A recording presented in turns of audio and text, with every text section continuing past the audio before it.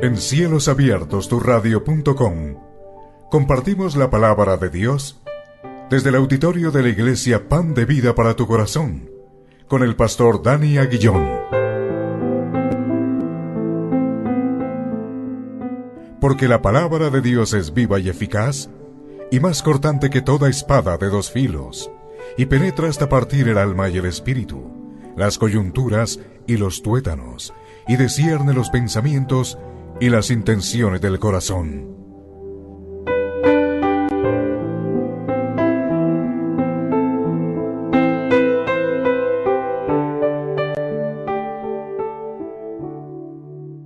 Vamos a iniciar entonces la predicación de la palabra. Vamos a continuar. El tema de hoy es Jesús y la oración, parte 3.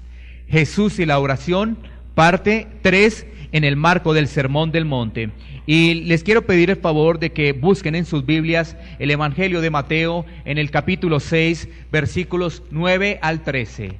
Evangelio de Mateo, capítulo 6, versículos 9 al 13. Y vamos a leer esta porción de la Biblia que muchos conocen y la tienen presente como el Padre Nuestro. Vamos a leer del versículo 9 al versículo 13. Dice la palabra de Dios: Vosotros pues oraréis así: Padre nuestro que estás en los cielos, santificado sea tu nombre. Venga tu reino, hágase tu voluntad como en el cielo, así también en la tierra. El pan nuestro de cada día, dánoslo hoy. Y perdónanos nuestras deudas como también nosotros perdonamos a nuestros deudores. Y no nos metas en tentación, mas líbranos del mal, porque tuyo es el reino y el poder y la gloria por todos los siglos. Amén. Bueno, muy bien, vamos a continuar con este Sermón del Monte y con este tema de la oración, que sin duda nos va a implicar varios domingos, porque el poder entender el Padre Nuestro es algo que necesita de tiempo. Sin duda es algo que necesita de tiempo. No podemos correr, porque si corremos, quizás el Espíritu Santo tenga algo especial para alguna persona que esté aquí en este lugar, y si corremos, dejamos que eso no sea así. Bueno, recordemos que hace 8 días leíamos y hacíamos énfasis en el versículo 9, ¿no? Vosotros pues oraréis así: Padre nuestro que estás en los cielos, santificado sea tu nombre. Eso es lo que vimos, ¿no es cierto? ¿Sí lo recuerdan? Y en el día de hoy vamos a mirar el versículo 10. Venga tu reino, hágase tu voluntad, como en el cielo, así también en la tierra. Bueno, recordemos que esta parte del Sermón del Monte se inicia como Jesús diciendo cómo no se debe orar. Y hacía y tomaba el ejemplo de los hipócritas, de los fariseos.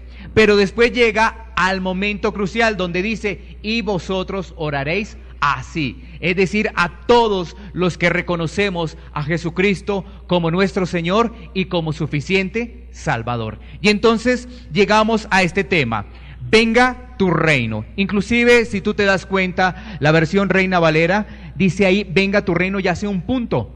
Si ves, tenemos también que ver la parte gramática de lo que observamos a través de ese pasaje bíblico y a través de ese versículo. Venga tu reino. Así que nos vamos a concentrar en esa palabra: venga tu reino. Y mira que es importante que nosotros, los que estamos aquí reunidos, podamos hacer dentro de nuestro corazón las siguientes preguntas: ¿dónde es ese reino?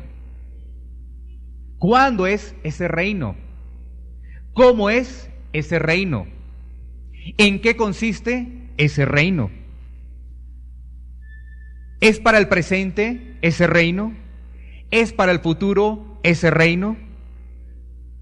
¿Cómo entro a ese reino?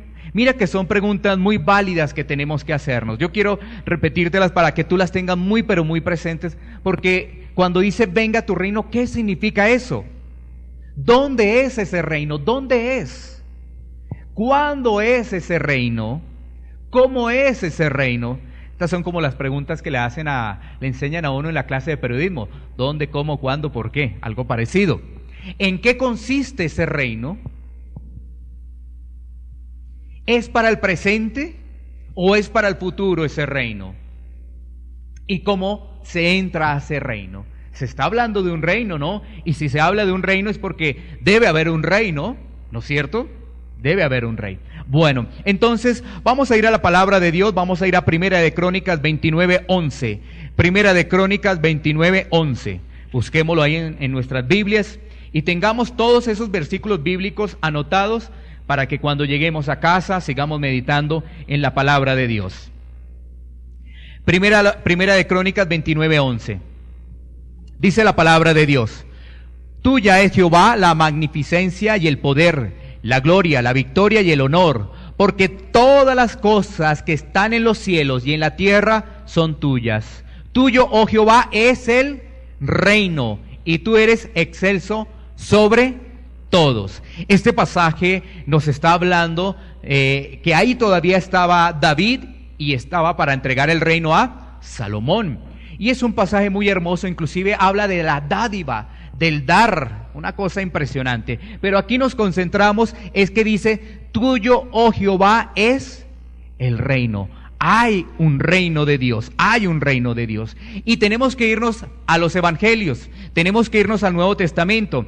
Y es que se ha presentado una confusión. Algunos dicen el reino de los cielos o el reino de Dios. Resulta que eso aparece en la Biblia, en el Nuevo Testamento, el reino de los cielos o el reino de Dios.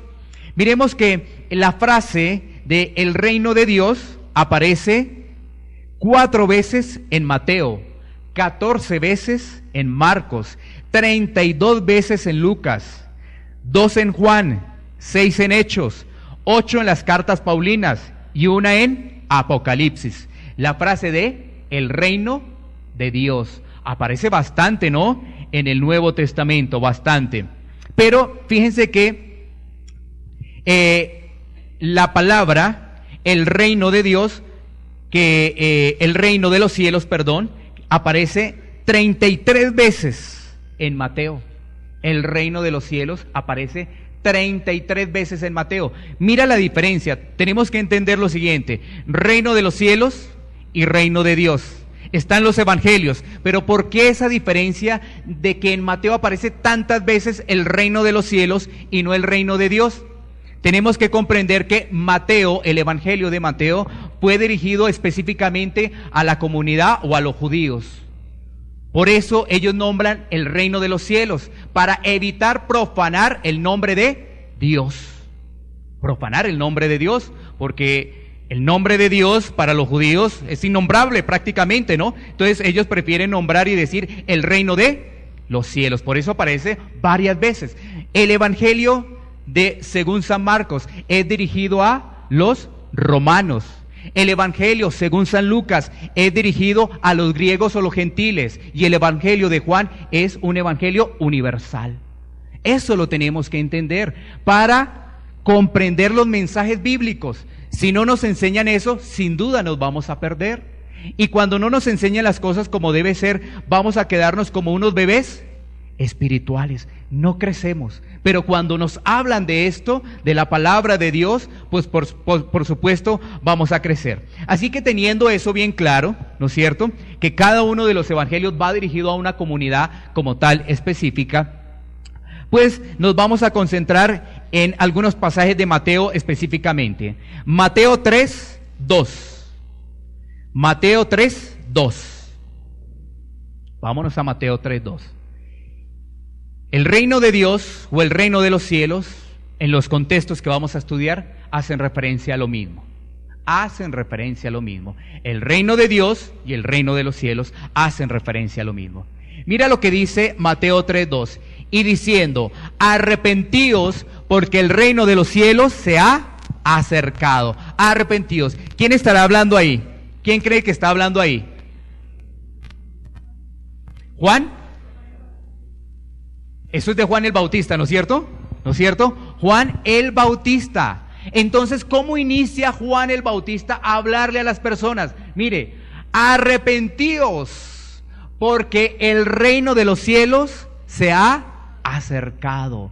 Miren que esto es muy importante, arrepentidos. O sea, que estamos pensando que para poder acceder al reino de los cielos tenemos que hacer algo, y en este caso ahí aparece la palabra muy clara y concreta que es arrepentimiento. Arrepentidos porque el reino de los cielos se ha acercado. Ahora miremos ¿Qué dice Mateo 4:17? Mateo 4:17. Mateo 4:17. Y se van a dar cuenta que ahora está Jesús. Y Jesús dice lo mismo. Lo mismo. ¡Wow! Tremendo. Dice, desde entonces comenzó Jesús a predicar y a decir: arrepentidos porque el reino de los cielos se ha acercado. Las mismas palabras de Juan el Bautista: arrepentidos. Y él comenzó a expresarle esto a la gente que lo escuchaba: arrepentimiento. Una palabra que ya casi no se usa, una palabra que para algunos está en desuso. Pero la Biblia es la misma de ayer, de hoy y de siempre. Y debemos mirarla en todo su contexto. Así que estos pasajes de Mateo 3:12 y Mateo 4:17 nos habla de arrepentimiento para acceder al reino de los cielos. Tienes que tener claro eso. Si no hay arrepentimiento, no podrás acceder al reino de los cielos. No podrás acceder. Bueno, miremos ahora otro pasaje muy contundente. Mateo 12:28. Mateo 12:28. Busquemos ese pasaje, por favor. Mateo 12:28. Para que sigamos escudriñando la palabra de Dios. ¿Ya lo tienen? Dice: pero si yo por el Espíritu de Dios echo fuera a los demonios, ciertamente ha llegado a vosotros el reino de Dios. Ya vamos entendiendo las preguntas que hicimos al principio, vamos comprendiendo poco a poco. Aquí hay un pasaje donde Jesús pues está ahí con los escribas, con los fariseos, con los religiosos de la época, ¿no? De la época, y dice: pero si yo por el Espíritu de Dios echo fuera a los demonios, ciertamente ha llegado a vosotros el reino de Dios. Mira que aquí hay algo muy importante, ¿no?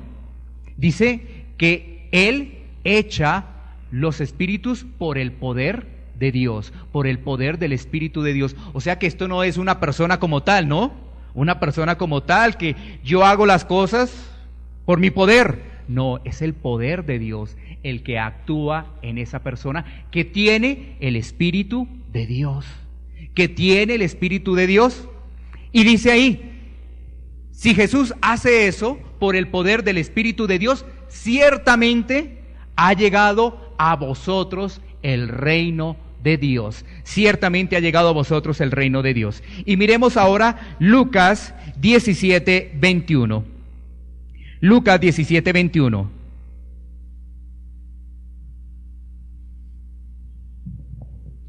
Dice: ni dirán helo aquí o helo allí, porque aquí el reino de Dios está entre vosotros. O sea que vamos a comprender que el reino de Dios tiene una primera parte aquí en el presente y está en cada uno de nosotros, los que se han arrepentido y tienen el Espíritu de Dios.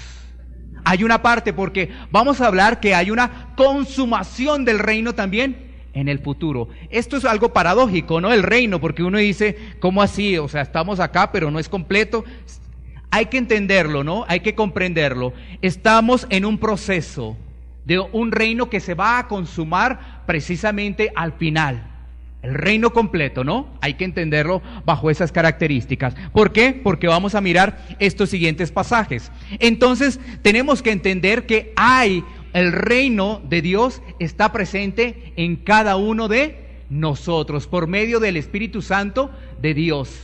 Ahí está el reino presente, porque hay otras personas que tienen otro reino, porque hay otras personas que trabajan para otro reino.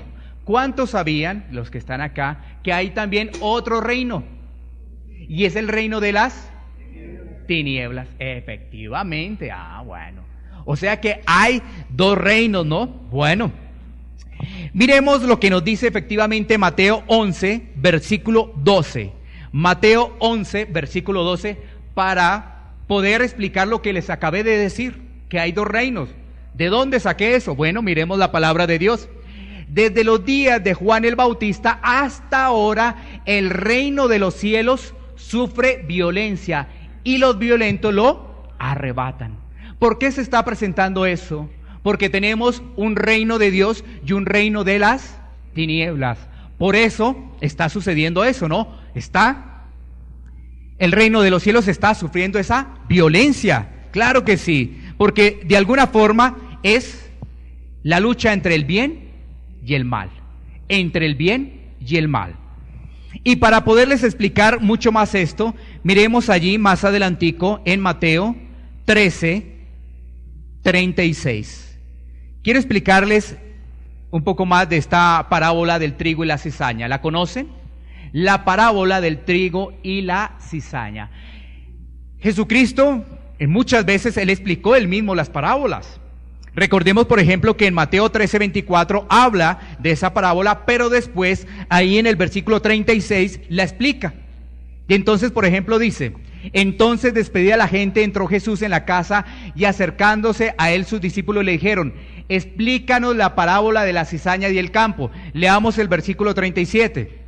Sigamos ahí en esa parte de la Biblia, versículo 37. Respondiendo Él les dijo: el que siembra la buena semilla es el Hijo del Hombre. Versículo 38. El campo es el mundo, la buena semilla son los hijos del reino, y la cizaña son los hijos del malo. Si te das cuenta, ahí nos está hablando de dos simientes, ¿cierto? Porque nos está hablando de hijos. Nos está hablando de generación en generación. Nos habla de la generación de los hijos del reino y nos habla de la generación de los hijos del malo. ¿Quién es el malo? Conocemos que es Satanás. Sigamos leyendo. Versículo 39. El enemigo que la sembró es el diablo. La siega es el fin del siglo y los segadores son los ángeles. Pero si tú lees la parábola, te vas a dar cuenta que la cizaña y el trigo crecen juntos. La cizaña y el trigo crecen juntos. Y es hasta el final de los tiempos donde pim, pam, uno para un lado y otro para otro lado, ¿no es cierto? Pim, pam, uno para un lado y otro para otro lado. ¿Sí te das cuenta? Entonces ahí nos está hablando también de un reino futuro, un reino venidero en futuro, porque está hablando del final de los tiempos. Y para ello, pues sigamos avanzando y miremos otros pasajes de ese reino futuro. Juan 18:36. Juan 18:36.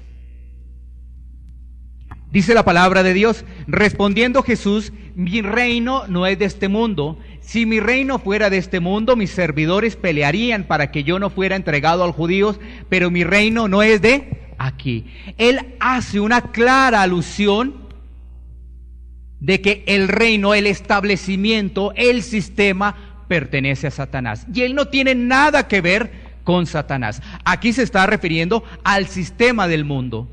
No tiene nada que ver el reino de Dios con el sistema del mundo. Absolutamente nada. Nada, nada.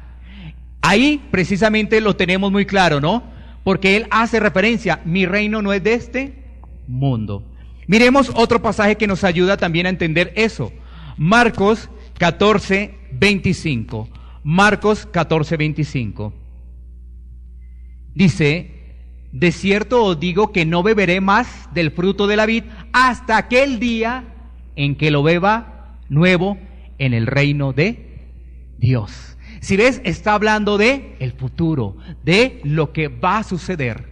Inclusive mira que nosotros como tal recibimos la cena del Señor y la recibimos hasta cuando Él venga. Hasta cuando Él venga. Estamos hablando de un hecho que va a suceder y que lo estamos esperando. Lo estamos esperando. La consumación de ese reino. Así que yo quiero que tú puedas entender que el reino de Dios es un reino presente, pero su consumación está dada también para el futuro. La consumación del reino de Dios también está dada para el futuro. Ahora nosotros somos visibles del reino de Dios. ¿Cómo somos visibles? Porque tenemos el Espíritu de Dios. Y así lo dice, mire, hemos visto la palabra en esos contextos para que se pueda entender. Esperamos la venida del Señor. Esperamos cielo nuevo y tierra nueva, bajo el reinado del Señor. Muy bien. Bueno, entendamos ahora lo siguiente. Vámonos para Juan 18:36. Juan 18:36.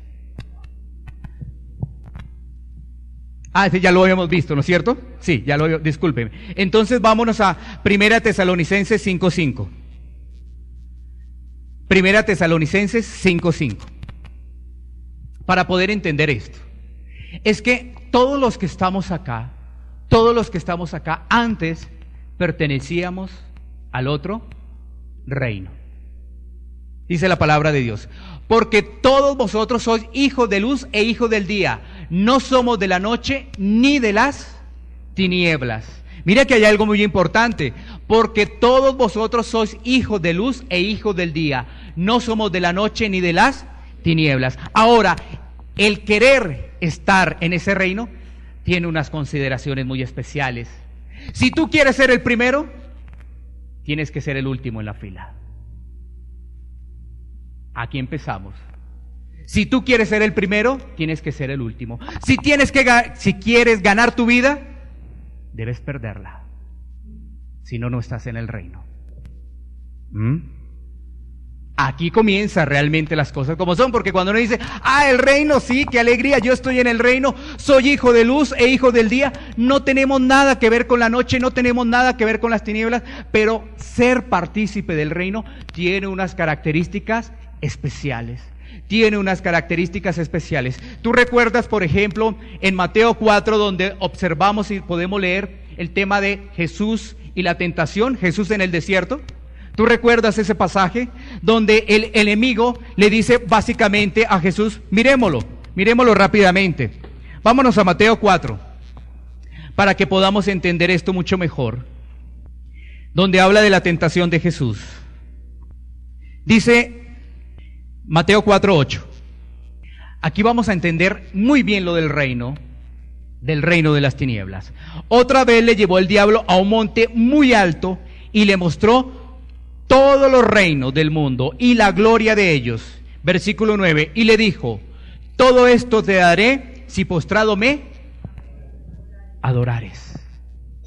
Es que participar de las cosas del mundo no tiene sino esto, algo muy sencillo. Lo que estaba buscando el enemigo era solamente que se postrara, no más. Y esto te ofrece el mundo te ofrece todas las cosas que aparentemente para ti son fáciles, puedes disfrutar las cosas del mundo, no tiene ninguna complicación. Es más, cuando vienes a las cosas de Dios, por eso inmediatamente tú chocas. Solamente el diablo le estaba pidiendo a Jesús: póstrate, nada más. Con eso es suficiente y te entrego los reinos. ¿A quién se le dio esos reinos? Al enemigo. Estamos hablando de la parte del sistema del mundo. Por eso nosotros podemos decir, nosotros somos peregrinos, porque no somos de este mundo. Estamos acá de paso. Es como si nos hubiesen prestado una casa para vivir unos cuantos añitos, pero esa no es nuestra casa, esa no es nuestra morada. Solamente estamos de paso. Y entonces empezamos a comprender que la sutileza del enemigo y la astucia del enemigo es tremenda, para que podamos caer muy fácilmente, pero muy fácilmente. Pero cuando empezamos a leer los evangelios, Mateo, Marcos, Lucas y Juan, nos damos cuenta de las características de los hijos de luz. Y entonces el que quiera ser el primero tendrá que ser el último, porque de lo contrario no ha entendido cómo es el reino de los cielos. El que quiera ganar su vida la tiene que perder por amor a la causa de Jesucristo, porque Jesucristo ya lo hizo en tu vida, ya lo hizo. Ahora nosotros tenemos que entender cuáles son realmente nuestras actitudes como hijos del reino. Miremos Efesios 5:8. Efesios 5:8. Efesios 5:8. Porque en otro tiempo erais tinieblas, mas ahora soy luz en el Señor. Andad como hijos de luz. Debemos andar como hijos de luz. ¿Y cómo andamos los hijos de luz? ¿Cómo andamos los hijos de luz? En pleitos, en contiendas, en chismes, en adulterio. ¿Así andan los hijos de luz? No, ¿no es cierto? Entonces, ¿podemos entender si realmente tenemos el reino en nuestra vida? Ahí vamos a entender si el reino está en nuestra vida. Por eso dice, venga tu reino. Está hablando precisamente de que nosotros somos parte del reino, pero también anhelamos la venida de nuestro Señor Jesucristo. La venida de nuestro Señor Jesucristo. Cuando hablamos precisamente de esa venida de nuestro Señor Jesucristo, habría que ampliar dos puntos de vista teológicos muy importantes, que quizás no los podamos analizar el día de hoy. Miremos qué nos dice Juan 3, 19, 21. Juan 3, 19, 21. Dice, y esta es la condenación, que la luz vino al mundo y los hombres amaron más las tinieblas que la luz, porque sus obras eran malas. Tengámoslo ahí, miremos esto. Y esta es la condenación, que la luz vino al mundo. ¿Quién es la luz? La luz es Jesucristo, la luz es nuestro Señor y Salvador. Vino al mundo y ¿qué? Y los hombres amaron más el reino de las tinieblas. Amaron más el reino de las tinieblas. Dice ahí, llamaron más las tinieblas que la luz, porque sus obras eran malas. Así que nosotros tenemos que entender que de acuerdo a nuestras obras, que en el fondo lo vamos a ver cuando dice la palabra de Dios, por su fruto los conoceréis. Es por nuestros frutos que nos conocerán. Pero nuestros frutos no se refiere específicamente a que tú te sepas desde el Génesis hasta Apocalipsis toda la Biblia. No, no se refiere específicamente a eso. Es un punto. Se refiere a tu actitud que tienes como ser humano frente a los demás. ¿Cuál es tu actitud? ¿Cuál es tu forma de comunicarte? ¿Cuál es tu lenguaje? Tu lenguaje tiene que ver ¿qué? Con bendición hacia las personas. Tu lenguaje tiene que ver con intriga hacia las personas. Tu lenguaje tiene que ver ¿qué? Con amor hacia las personas. Tu lenguaje tiene que ver ¿qué? Con envidia hacia las personas. ¿Cuál es tu tipo de lenguaje? ¿Cuál es? Porque ahí están realmente esos frutos. Los frutos. Porque nos damos cuenta, tú dirás, pero ¿por qué me estás diciendo, pastor, de que no se debe conocer la palabra? En ningún momento estoy diciendo eso. Lo que pasa es que el enemigo también conoce la palabra. O sea que eso no es suficiente. Es muy importante conocer la palabra de Dios y tienes que tener un corazón dispuesto. Muy importante. Pero si tú no actúas como lo dice la palabra, ¿de qué te sirvió haber leído la palabra? ¿De qué te sirvió haber estudiado la palabra? Si tú realmente no la estás poniendo en práctica, absolutamente de nada. ¿Sí ves? Y ahí se ven los frutos, porque entonces el enemigo también tiene muchos frutos al conocer la palabra. Recordemos también en Mateo 4 lo que vemos. Sigamos leyendo, porque es hasta el 21. Dice, porque todo aquel que hace lo malo aborrece la luz y no viene a la luz, para que sus obras no sean reprendidas. Mira, hay muchas personas de las cuales se les habla de Dios, pero inmediatamente nos dan la espalda. Inmediatamente nos da la espalda. O inclusive hay personas que conocen de Dios, que vienen a una iglesia, pero que se les empieza a hablar de arrepentimiento, inmediatamente dicen, estoy ocupado, no hablemos de eso. ¿Por qué empiezan a juzgar? ¿Cuál es el problema? ¿No ves que Dios es amor? Oye, claro, Dios es amor, pero cuando tú sacas a la luz eso, quiero decirte con todo respeto si ha sucedido, es que te ha faltado leer la palabra. Y el que puso eso, oye, no juzgues, Dios es amor, tú te vas a dar cuenta que ha sido adoctrinado, realmente es en una iglesia, y no ha sido adoctrinado por Dios. Así es. Claro, Dios es amor, claro que sí, pero también en Dios hay juicio. En Dios hay juicio también. O sea, tenemos que equilibrar la palabra de Dios. Equilibrar la palabra de Dios. Porque muchas veces ahora los comentarios que hacen las personas y dicen, hay que tener cuidado con esto, hay que tener cuidado con los lobos rapaces, hay que tener cuidado con los falsos maestros. Inmediatamente la gente dice, oye, ¿qué te pasa? No juzgues, Dios es amor. Bueno, sí, Dios es amor, pero ¿tú sí has leído la Biblia? ¿Tú sí has entendido la Biblia? ¿Tú te metes en oración para que Dios te hable? Vamos a ver qué dice la persona, ¿no? De pronto la persona dirá, ¿sabes qué? ¿Qué dirá? Es que yo sí voy todos los domingos a la iglesia.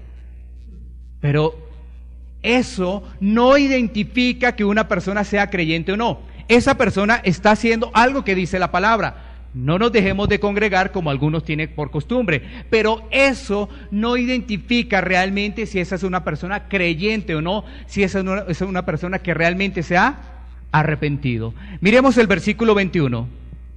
Versículo 21. Dice, mas el que practica la verdad viene a la luz, para que sea manifiesto que sus obras son hechas en Dios. Mira esto, mas el que practica la verdad viene a la luz. O sea, si te das cuenta todo lo que estamos haciendo, Juan el Bautista, Jesucristo dijo, arrepentíos. Y una persona que se arrepiente, practica la verdad y viene a la luz. Una persona que se arrepiente, practica la verdad y viene a la luz. O sea, si no nos arrepentimos, ¿y arrepentirnos de qué? Tú dirás, ¿de qué tenemos que arrepentirnos?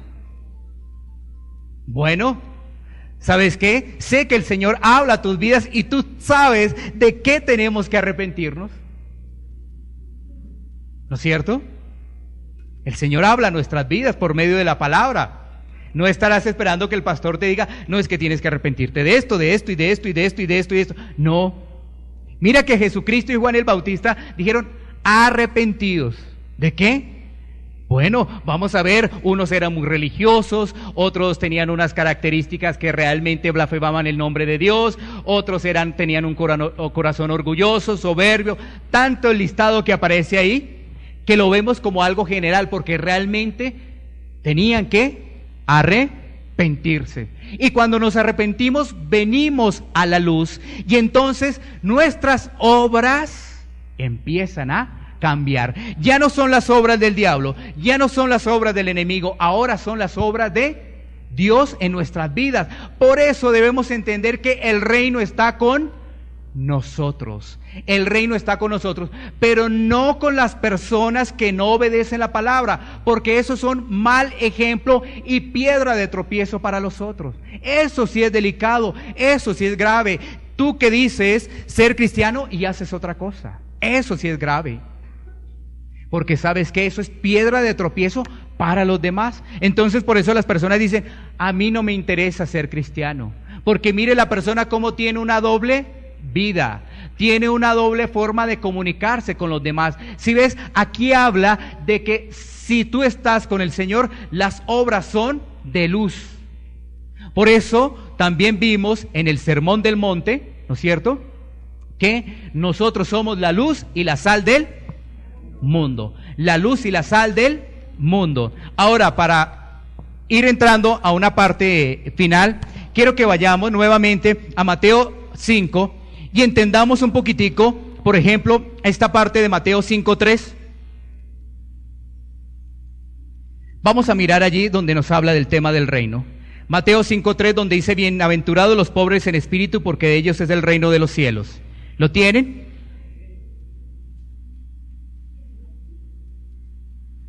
Démonos cuenta cuando observamos y estudiamos las bienaventuranzas, ¿las recuerdan?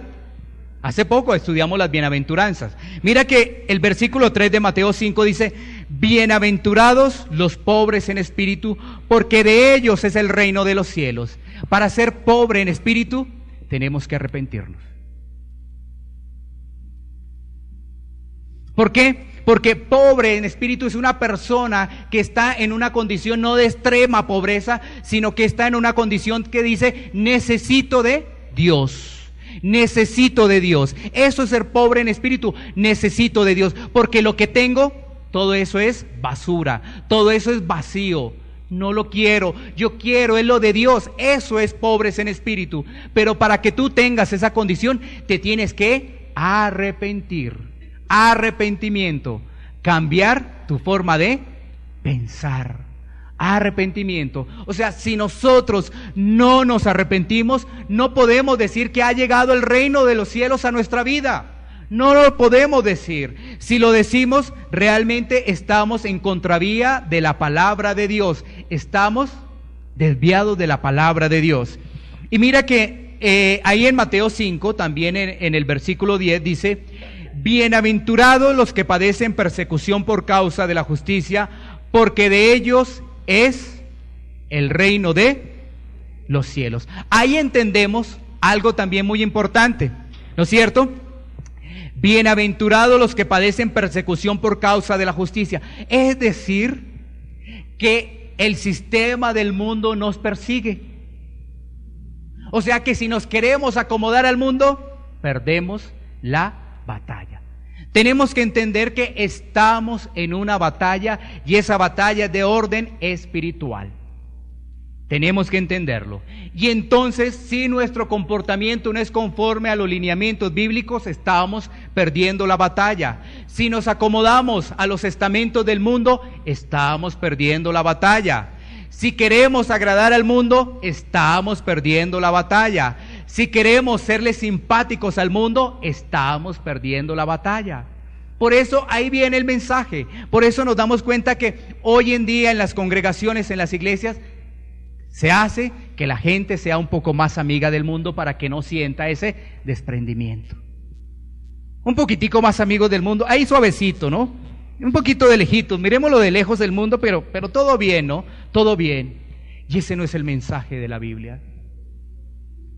Ese no es el mensaje de Dios. Ese no es el mensaje que realmente llega a nuestras vidas. Mira cuánto nos hace falta hablar en las congregaciones de arrepentimiento. ¿Cuánto hace falta? Nos ponen a que miremos otras cosas, pero realmente no estamos en la esencia. Porque ¿sabes qué? Jesucristo vino a hablar fue de nuestro corazón. ¿Y cómo estaba nuestro corazón? Nuestro corazón estaba completamente desviado. Nuestro corazón estaba completamente rechazado a las cosas de Dios. ¿Por qué? Porque es que cuando nos hablaban de Dios, pues decíamos, sí, yo soy creyente, pero ¿entendía realmente lo que significa ser creyente? Hoy yo quiero preguntarte a tu corazón, ¿tú entiendes realmente qué es ser cristiano? ¿Tú entiendes realmente eso? O a veces nos congraciamos. Si nos encontramos un cristiano, ¿tú qué eres? Yo soy cristiano. Pero si nos encontramos a alguien del mundo, ¿tú eres cristiano? Pues así que se diga cristiano. No, yo no soy. No soy. Cristiano, no. Sí, no tan fanático, sí, no tan fanático. Porque así pasa. Si nos encontramos uno que es cristiano y dice, yo también voy a la iglesia. Pero si es lo primero que la gente pregunta. En vez de preguntar, oye, ¿tú has leído la Biblia? Lo primero que preguntamos, ¿a qué iglesia vas? Y es que la iglesia te va a salvar. Pues resulta que el lugar, el espacio físico, el nombre, el pan de vida, lo que fuera, el nombre de la iglesia que fuera, pues no te va a salvar. Porque Jesucristo viene por los redimidos. Jesucristo viene por sus hijos. No viene por ninguna denominación. No viene por ninguna iglesia en especial. Y nosotros lo primero que preguntamos, ¿de qué iglesia eres? Yo asisto a esta, yo también yo asisto a esta. ¿Y sabes qué? Lo primero que deberíamos preguntar, oye, tú eres cristiano. Bueno, ¿cómo te ha parecido la Biblia? ¿Has entendido la palabra de Dios? Porque cuando tú entiendes la palabra de Dios, cuando tú comprendes la palabra de Dios, dentro de ti se llena tu boca de emoción y tú quieres compartirle eso a los demás, ¿no es cierto? Eso es lo que nos ha pasado a nosotros. Eso es lo que nos ha pasado. Cuando entendimos la palabra de Dios, claro, fue un proceso. No fue de la noche a la mañana. Queríamos servirle al mundo y servirle a las cosas de Dios, claro. Pero ¿sabes qué? Empezamos una guerra. Porque la guerra es espiritual. Fuertemente, una guerra, fuertemente. Que cada vez que escuchábamos el mensaje, más nos tocaba el corazón. Más nos tocaba el corazón. Y cada vez nos hacía retroceder a las cosas del mundo. Porque de eso se trata el mensaje. Gloria a Dios, si a través de estos mensajes tú empiezas a retroceder del mundo, a través de estos mensajes tú empiezas a decir, el mundo no va conmigo, el mundo no es mi amigo. Estoy hablando del sistema del mundo, ¿no? Hablo del sistema del mundo, porque tú ¿cómo le vas a llegar a los que no conocen de Dios? Si no tienes amor y misericordia para compartirles. Yo hablo del sistema del mundo. Que eso quede muy claro para que no haya confusión, porque de pronto alguien dirá, ay no, entonces yo ya no me junto con los del mundo, ya nada que ver. No, estoy hablando que tú tienes que tener misericordia con ellos, pero hay también ejemplos que nos dice la palabra, que nosotros adoptamos, es que dicen, bueno, esa persona está allá en el bar, pues yo tengo que ir a compartirle allá al bar. Y de paso, pues, caramba, pues... Y tomo la palabra, como hizo Pablo. A los judíos se hizo Pablo judío. A los griegos se hizo griego. ¿No es cierto? Entonces tomo yo la palabra. Pues si Pablo se hizo así, yo cómo no. Pues, yo no me puedo quedar detrás de Pablo, ¿no es cierto? Mira qué error y qué falta de entendimiento. No podemos hacer eso. ¿Tú crees que allí, en ese bar, en ese sitio, ahí están las cosas de Dios? No, tú claro, esa persona está tomando, conoces que esa persona toma, conoces que esa persona es alcohólica, pero en algún momento tú te vas a encontrar en una cafetería, en una casa para compartirle la palabra. Eso es completamente diferente. Pero es que este ejemplo que te di que causó risa es cierto. Es la verdad, así hacen algunas personas, o así hicimos algunas personas. Bueno, de algo que causa risa, hoy me da a mí pena, porque yo lo hacía así, pero ¿por qué? Porque no tenía un entendimiento de la palabra, porque realmente no me había arrepentido,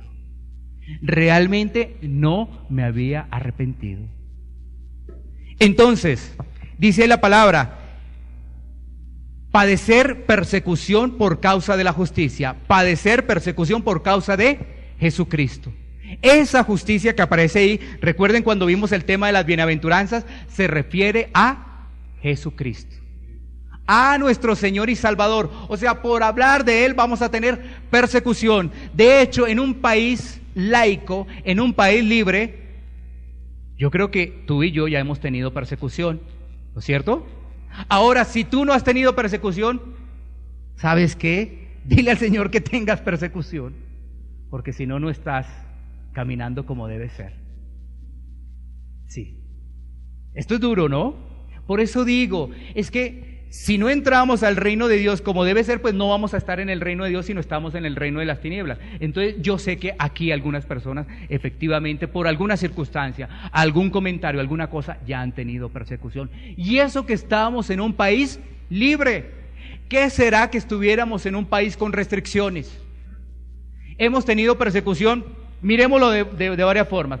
Risa de la gente, mofa de la gente, o sea, hacen un bullying. Dicen que no hay que hacer bullying, pero hacen bullying, ¿no es cierto? Es algo como extraño, ¿no? La gente en el trabajo te puede generar rechazo, porque tú dices que eres cristiano.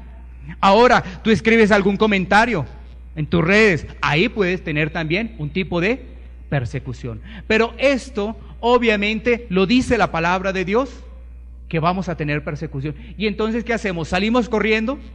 Oye, vamos a tener persecución. Dejamos así, cerramos la Biblia y nos vamos corriendo ¿para dónde? Claro que vamos a tener persecución. Y si no la has tenido, la vas a tener si te comprometes. Y nosotros que hemos tenido persecución de alguna forma, vamos a seguir teniendo persecución. Pero es que cuando nos presentan el Evangelio no hablamos de esto, porque no conviene, porque ¿sabes qué? La gente dice, pues, le va a dar como miedo, se va a ir. Pero para eso está el tema de un discipulado, para ir explicándole a las personas de qué se trata el vivir en Cristo, de qué se trata el vivir en Cristo. Así que tengamos presente esto, muy importante. ¿Por qué no nos ponemos en pie? Por favor, pongámonos en pie, porque vamos a orar. Y quiero dejarles Apocalipsis 11:15. Apocalipsis 11:15. Llevémosla ahí en pantalla, Apocalipsis 11:15. El séptimo ángel tocó la trompeta y hubo grandes voces en el cielo que decían: los reinos del mundo han venido a ser de nuestro Señor y de su Cristo, y Él reinará por los siglos de los siglos. O sea, esto que hay, esto vendrá a tener el dominio de Jesucristo. Esto no va a quedar así. Esto no va a quedar así. Nada de eso. Nada de eso va a quedar así. Y aquí lo dice la palabra de Dios. Ahora, yo quiero que tú puedas decir, como lo anhelan muchas personas: Maranata, el Señor viene pronto. Mira, nuestra oración en el día de hoy debe estar enfocada en 2 puntos. En que quizás aquí el Señor le ha hablado a una persona de arrepentimiento. Y aquí hay otra persona, otro grupo de personas que debe decir: Señor, anhelamos tu venida. Anhelamos tu venida. Porque ¿sabes qué? Si tú no anhelas la venida, ¿no es cierto? Es como la esposa, ¿no? Que está esperando el esposo. Y está ahí en la ventana, está ahí asomándose, ya viene, uy, ya viene. ¿No? Ese anhelo de que el Señor venga pronto. Y tenemos que anhelarlo. Es que si somos creyentes y no anhelamos la venida del Señor, algo nos faltó. Y vuelvo y digo, quizás aquí haya una persona que necesita de arrepentimiento.